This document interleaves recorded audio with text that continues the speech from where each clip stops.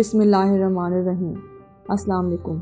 इंसान अपने अंदर बहुत से जज्बात रखता है, जैसे प्यार, नफ़रत, तकब्बुर, हसद। बाज़ औक़ात इंसान ये ख़यालात और ये जज्बात दूसरों के सामने ज़ाहिर कर देता है और बाज़ औक़ात इन जज्बात को अपने ही अंदर छुपा कर रखता है। आज हम बात करेंगे कि हसद करने वाले इंसान की पहचान कैसे होती है।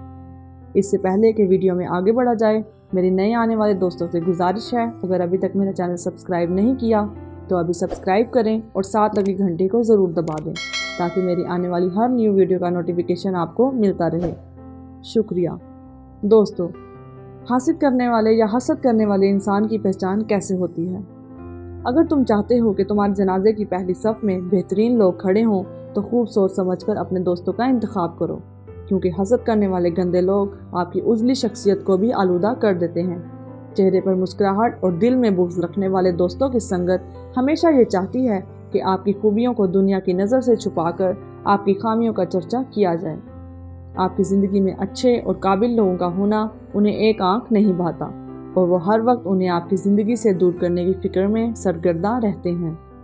मुस्लिम माशरा आज जिन बुराइयों का शिकार है, उनमें सबसे अहम और ख़तरनाक बीमारी हसद है। हसद नफसानी अमराज में से एक मर्ज़ है और ऐसा गालिब मर्ज़ है जिसमें हासिद अपनी ही जलाई हुई आग में जलता है। हत्ता कि हसद का मर्ज़ बाज़ औक़ात इतना बिगड़ जाता है कि हासिद महसूद को कत्ल करने जैसे इंतहाई इक़दाम से भी दरेक नहीं करता। हसद माशरे में बुग़्ज़, अदावत और नफ़रत के बीज बोता है। इसलिए इस्लाम हसद की तबाहकारियों को बयान करता है और रश्क की तलकीन करता है ताकि माशरा इंतशार का शिकार ना हो और अमन का गहवारा बन सके। किसी ने फ़कीर से पूछा, हसद करने वाले की पहचान कैसे होती है? तो फ़कीर ने जवाब दिया, वो तुम्हारे मिलने वालों में सबसे ज़्यादा तुम्हारी खूबियों से आगाह होते हैं।